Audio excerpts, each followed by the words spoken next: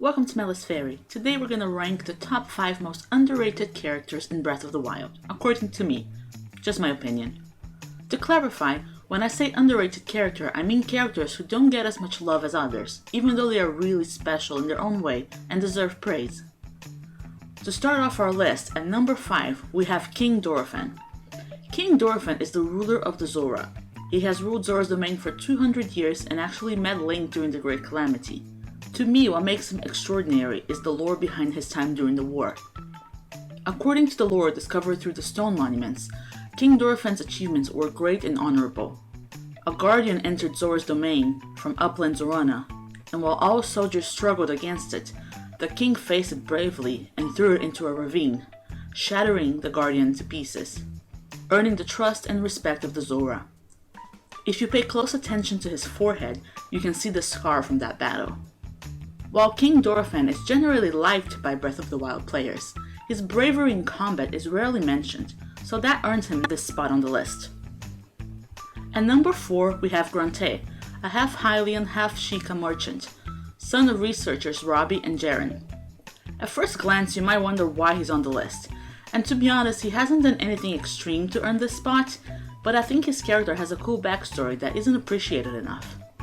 As a child, he used to train his body by carrying the blue flame from Tumlia Heights, and was then encouraged by his parents to travel and explore the world, which made him a curious man who grew an interest in ancient civilizations. You can find him on the porch on one of the houses from Terrytown, selling armor sets and weaponry that otherwise would have been irreplaceable. There's just something extremely endearing about a character who traveled the world to gain knowledge, to eventually come across the chosen hero and supply him with valuable things. Plus his hairstyle is really cool. At number 3, we have Faison, the Rito with the big dream. He works at the Slippery Falcon with his mother Misa, and she wants him to take over the shop one day, but Faison has bigger dreams. He wants to open his own general store, somewhere far from the Rito, so he doesn't compete with the family business. If you've done all the side quests, you know that during the Terrytown side quest, you talk to Faison and he decides to move there to follow his dreams. There's something very inspiring about a son who wants to make his own path instead of taking the predictable, safe route.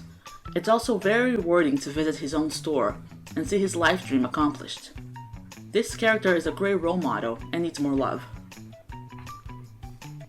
At number 2, we have Hearth, a young Rito who crafts bows at Rito Village. His story is both tragic and inspiring. It's a mixture of courage and frustration. And the lore behind him is really deep and well written, to the point where I think he could easily be the lead in his own game. Hearth was childhood friends with Teba, and always wanted to be a warrior, but ended up in the family business of crafting bows. Against people's advice, he and Teba attempted to tame Divine Beast Vamedo, which resulted in Hearth becoming injured, ending any chance of his dream of being a warrior. He can't even properly lift his arm when Link first meets him. It's a sorrowful tale of risk and reward, and he represents the other side of the war, of people who have tried and failed, the frustration of loss, and I think having a character like that is super important to convey the terrors of the calamity in a realistic way. Get this bird his own game, Nintendo. And finally, at number 1, we have Brigo, the patroller of Proxim Bridge. Brigo is a known character, and people do talk about him a lot, but he still needs more praise. There are two sides of Brigo. One is solemn, attentive to his surroundings. He brings up the Sheikah towers, the shrines, the guardians, and alludes to the end being near. He begs Link to be careful. But if Link attempts to jump off the side of Proxim Bridge, Brigo will stop him. Even though he firmly believed the world was doomed, now having met the hero, he has hope again. He says that there are too many enjoyable things in the world to gamble with life. It's a beautiful and complex representation of mental health issues, of hope against all odds, and of solidarity. It's a small touch in the game. Some players never even come across this dialogue at all, but those who do are always taken aback the first time it happens.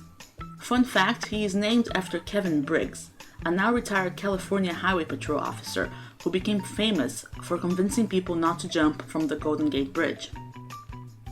That was my top 5 underrated characters in Breath of the Wild. Do you agree? Who would you have on your list? Let me know in the comments.